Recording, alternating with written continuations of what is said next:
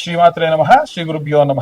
తదుపరి ధనుసు రాశి. ధనుసు రాశి వారికి సంబంధించి ఈ యొక్క శని తిరోగమన కాలమునందు జూలై 13వ తారీఖు నుండి చూసుకుంటే నవంబర్ 24వ తారీఖు వరకు కూడా శని తిరోగమిస్తూ ఈ యొక్క రాహుగ్రహంతో పాటు సంచరించడం జరుగుతుంది. ఇది ప్రత్యేకమైనటువంటి పరిస్థితులు నెలకొనేట్టుగా చేస్తుంది. ఎందుకంటే వీరికి తృతీయ స్థానం, చతుర్థ స్థానం రెండిట్లో కూడా పాపగ్రహ సంచారమే ఉంది. శని తిరోగమించినా సరే అది మీనరాశి మీద ప్రభావం ఎలా చూపిస్తుందో ఈ యొక్క ధనుస్సు రాశి వారి మీద కూడా ప్రభావం చూపిస్తుంది. ఎందుకంటే మీనముకు ధనుస్సుకు గురువు రాష్ట్రాధిపతి. మీకు గురువు వక్రంలో ఉన్నాడు. అసలు ఇప్పుడు ఉన్నటువంటి గోచారంలో గురు వక్రంలో ఉన్నాడు. గురు రాష్ట్రాధిపతిగా ఉండి ఉన్నటువంటి మరొక మీనరాశికి సంబంధించి ఏలినాడు శని ప్రభావం ఉండి దాంట్లో ప్రత్యేకంగా గురు వక్రంలో ఉండడం వలన ఉన్నటువంటి టైం అనేటువంటిది అంత శ్రేయస్కరమైనటువంటిది కాదు. అలాగే 4వ స్థానం మీ యొక్క ఆచార వ్యవహారాలు, హెరిడిటీ అనేది దాన్ని ఏమంటారంటే వంశపారంపర్యంగా వస్తున్నటువంటి ఆచార వ్యవహారాలకు సంబంధించినటువంటిది. వాటిలో భంగం కలగడం, మీకు ఏదైనా చెడ్డ పేరు రావడము. అలాగే 7వ స్థానం నందు మీ యొక్క భార్యకు సంబంధించి ఏదైనా సరే మీకు ఉన్నటువంటి ఈ యొక్క పార్ట్నర్ కి సంబంధించినటువంటి విషయము, తీసుకునేటువంటి నిర్ణయాలు మీ యొక్క వ్యాపార భాగస్వామితో కానీ జీవిత భాగస్వామితో కానీ జాగ్రత్తగా తీసుకోండి. ట్రాన్స్పరెన్సీ మెయింటైన్ చేయండి. గురువు అష్టమ స్థానంలో ఉండడం వలన మీ యొక్క భాగస్వామ్యుల నుండి మీకు వచ్చేటువంటి ఫండింగ్ కానివ్వండి, ఇవన్నీ కూడా ప్రత్యేకమైనటువంటివిగా మనం భావించవచ్చు. నవమ స్థానం నందు హయ్యర్ ఎడ్యుకేషన్, డివోషనల్ సంబంధించిన ట్రావెలింగ్ కి సంబంధించి బుధుడు వక్రంలో ఉన్నా సరే వ్యాపార నిమిత్తమై ప్రయాణం చేస్తూ డివోషనల్ గా కూడా మీరు ట్రావెల్ చేస్తారు. దశమ స్థానంలో మాత్రము కుజుడు మరియు కేతు గ్రహం యొక్క సంచారం ఉంది. ఇది మీ ఇమేజ్ కి సంబంధించి డ్యామేజ్, కెరీర్ కి సంబంధించి డ్యామేజ్. కాబట్టి ఎందుకంటే కుజుడు కేతు రెండు కూడా పాపగ్రహాలు, అది కూడా కలయిక అంత శ్రేయస్కరం కాదు. వీలైనంత వరకు కూడా వీరందరూ కూడా ఎలాంటి రెమెడీస్ తీసుకోవాలి, ఎలాంటి మంత్రపఠనం చేయాలనేది నేను ప్రత్యేకంగా చెప్పడం జరిగింది. జాతకం కావాలి అనుకుంటే, ఎందుకంటే ఇవన్నీ కూడా ఫర్ అన్ ఎక్స్టెంట్ కొంతవరకు మేము చెప్పగలం. పూర్తిగా నవాంశలో ఏం జరుగుతుంది మీ జాతక రీత్యా, మీ యొక్క జాతక రీత్యా మీ date of birth, time, place ఉంటే నవాంశ, దశ, అంతర్దశ, అష్టక వర్గ, గోచారం ఇవన్నీ కూడా మీ దాకా చెప్పడం జరుగుతుంది. కాబట్టి పూర్తి విశ్లేషణతో జాతకం మీ దాకా అందించడం జరుగుతుంది. ఆసక్తి కల వారు ఎవరైనా సరే కింద ఉన్న నెంబర్కు కాంటాక్ట్ చేసి 2025 రూపాయలు చెల్లిస్తేనే మీకు ఈ జాతకం చెప్పడం జరుగుతుంది. అన్ని వర్గాల వారికి సంబంధించి ఎలాంటి రెమెడీస్ తీసుకోవాలి, ఎలాంటి మంత్రపఠనం చేయాలనే విషయాన్ని ఇప్పుడు మనం తెలుసుకుందాం. విద్యార్థులు, గృహిణులు, సినీ రాజకీయ రంగాల వారు, ఉద్యోగస్తులు, వ్యాపారస్తులు, అలాగే విదేశాలకు వెళ్ళాలి అనుకునేటువంటి వాళ్ళు, ఆరోగ్య సమస్యలతో ఉన్నటువంటి వృద్ధులు, రైతులు, చేతి వృత్తులు చేసుకునేటువంటి వారు అందరికీ సంబంధించి ఈ యొక్క 2025 సంవత్సరంలో శని తిరోగమనము, రిట్రేట్ అని అంటారు. అది జూలై 13వ తారీఖు నుండి ప్రారంభమవుతుంది. గతంలోనే ఈ యొక్క వీడియో జరిగే నాటికి ఒక ఫైర్ యాక్సిడెంట్ జరిగింది. మాస్ గా పెట్రోల్ లాంటివి లేదా ఏదైనా బ్లాస్ట్ లాంటివి జరిగి మనుషులు చనిపోతారు అని నేను గతంలోనే చెప్పాను. ఈ వీడియో జరిగే నాటికి అది జరిగింది. 20 మంది దాకా చనిపోయారు. ఇంకా ఎంతమంది గాయపడ్డారు, ఎంతమందికి ఏమైందనే సంగతి తెలియదు. కాబట్టి ఉన్నటువంటి కాలం చాలా జాగ్రత్తగా ఉండాల్సినటువంటి కాలం. అయితే ఈ యొక్క జరుగుతున్నటువంటి సంఘటనలన్నీ కూడా మనం దృష్టిలో పెట్టుకొని 12 రాసుల వారు కూడా వీలైనంత వరకు నిత్యం దీపారాధన చేయండి. దీపారాధన ఇంట్లో ఉన్న వాళ్ళందరూ చేయాల్సిన అవసరం లేదు. ఇంట్లో ఎవరో ఒకళ్ళు ఖచ్చితంగా దీపారాధన చేయండి. దీపారాధన చేసేటప్పుడు వీలైతే నువ్వుల నూనె లేదా కొబ్బరి నూనె లేదా ఆవ నూనె, ఆముదము, నెయ్యి, ఆవు నెయ్యి, ఆవాల నూనె, విప్ప నూనె, సంపెంగ నూనె, ఇలా మనకి 8 నుంచి 9 రకాలైనటువంటి నూనెలు ఉంటాయి. ఏదైనా దేంతోనైనా మీరు దీపారాధన చేయొచ్చు. లేదండి అన్ని కొద్ది కొద్దిగా తీసుకొచ్చుకొని 1 లీటర్గా జమ చేసుకొని పెట్టేసుకొని వాటితో దీపారాధన చేయండి, ఇంకా మంచిది.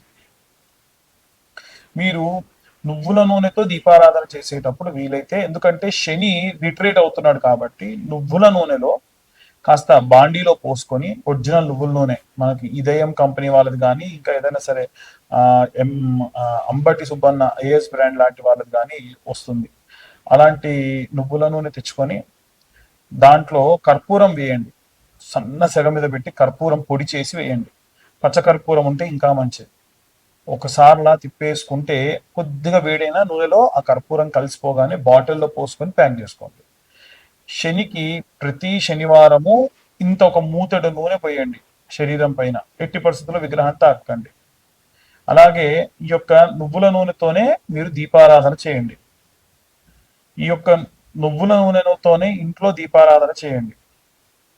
నల్లటి కాటన్ వస్త్రం తీసుకొని తిప్పితే మనం ఓ రెండు పక్కల పట్టుకొని ఒక పక్క తిప్పుతూ ఉండి మధ్యలో కంటే అదిలా ముడుచుకుపోయి ఒత్తిలా అవుతుంది. ఆ ఒత్తితో దీపారాధన చేయండి. ఆ దీపంలో నువ్వులు, నల్ల నువ్వులు వేసుకోండి. ఇవి శనికి సంబంధించి మనం చేసేటువంటివి. ఈ మంత్రం కూడా ఏం చదవాలి అని అంటే, నీలాంజన సమాభాసం రవిపుత్రం యమాగ్రజం ఛాయా మార్తాండ సంభూతం తం నమామి శనేశ్వరం. ఇది మనందరికీ తెలిసినటువంటి మంత్రమే. కానీ ఇంకొక మంత్రం ఉంది. ఆ మంత్రం ఏమిటంటే, శని అరిష్టేతు సుసంప్రాప్తే శని పూజాంచ కారయేత్ శని ధ్యానం ప్రవక్ష్యామి ప్రాణ పీడోప శాంతయే. ప్రాణాన్ని తీయకుండా, ప్రాణాన్ని విసిగిస్తూ, ప్రాణాన్ని బాగా సతాయించేటువంటి గ్రహాలలో కేవలం శని గ్రహం మాత్రమే ఉంటాడు. ఆయన కర్మ ఫలదాత. వీలైనంత వరకు కూడా ఈ యొక్క శనిగ్రహానికి సంబంధించి ఇప్పుడు నేను చెప్పిన విధంగా గనక చేసుకోవడం చాలా చాలా మంచిది. ఇప్పుడు నేను చెప్పిన మంత్రం రోజు కూడా 11 మార్లు చదివినా చాలా మంచిది. వీటితో పాటు శని చాలీసా లేదా శని అష్టోత్తర స్తోత్రము అని ఉంటాయి. ఇలాంటివి చదువుకుంటే మంచిది. అలాగే దీపారాధన, నిత్యం దీపారాధన. మీకు గతంలో నేను చెప్పినట్టు నవగ్రహ దీపారాధన ఎలా చేయాలి అని నా గత వీడియోస్ లో ఉంది. మీరు ఒకసారి వెళ్తే దాంట్లో దొరుకుతుంది. మేము చెప్పేటప్పుడు మా యొక్క వీడియో మీ దాకా రావడానికి మా ఛానల్ వాళ్ళు ఏవైనా థంబ్నైల్స్ వేయొచ్చు. అది ఎట్టి పరిస్థితుల్లో ఎవరిని బాధపరిచేటువంటిది కాదు. మీరు ఈ వీడియో చూడాలనేది మా యొక్క ఉద్దేశం. ఈ వీడియో స్టార్టింగ్ లో కానీ ఎండింగ్ లో కానీ ఏవైనా యాడ్స్ వేస్తే కూడా స్వతహాగా మాకు సంబంధం ఉండదు. ఎందుకంటే మేము పూర్తిగా జాతక విశ్లేషకులము మాత్రమే. పాపం ఈ వీడియో తీయడానికి వాళ్ళకి అయ్యేటువంటి ఖర్చు కోసం వాళ్ళు ఏవైనా సరే యాడ్స్ తీసుకుంటారు. దానికి అర్చకులకి లేదా మాకు ఈ చెప్పేటువంటి జ్యోతిష్యులకి సంబంధం లేదు. చాలా మంది వ్యక్తిగతంగా దూషిస్తున్నారు ఫోన్ చేసి. అన్యదా భావించరాదు. మీరు మమ్మల్ని తిట్టినా మా తప్పు లేనప్పుడు తిడితే అది మీకే వస్తుంది. వీలైనంత వరకు నలుగురు బాగుండాలి, అందులో నేనుండాలి అని కోరుకుంటూ ఉంటాం. కాబట్టి ఇవాళ రేపు కరుంగలి మాల ట్రెండ్ అయిపోయిందండి. జ్వాలాముఖి మాల అనేటువంటి మాలలు వస్తున్నాయి. ఈ మాల గురించి చెప్తారా అని అడుగుతూ ఉన్నారు. జ్వాలాముఖి మాల అంటే మనకి లావా వచ్చినప్పుడు అది పొంగి రాళ్లపై పడి చల్లారిన తర్వాతకి ఆ రాళ్ళన్నీ కూడా నల్లగా బొక్కలు పడిపోయిన రాళ్ళలాగా తయారవుతాయి. అలాంటి జ్వాలాముఖి మాలలు మన దగ్గర కూడా ఉన్నాయి. ప్రత్యేకంగా బెంగళూరు నుంచి, తమిళనాడు నుంచి ఈ యొక్క మాలలు తెప్పిస్తున్నాం. ఆసక్తి కలవారు ఎవరైనా సరే కింద ఉన్న నెంబర్కు కాంటాక్ట్ చేయొచ్చు. ఇవి పూర్తిగా కేవలం మన ఛానల్ వాళ్ళకు మాత్రమే 1116లకు ఇస్తున్నాం. ఏమిటి తేడా కరుంగలి మాలకి జ్వాలాముఖి మాలకి అని అడుగుతూ ఉన్నారు. కరుంగలి మాల నియమాలు ఉంటాయి.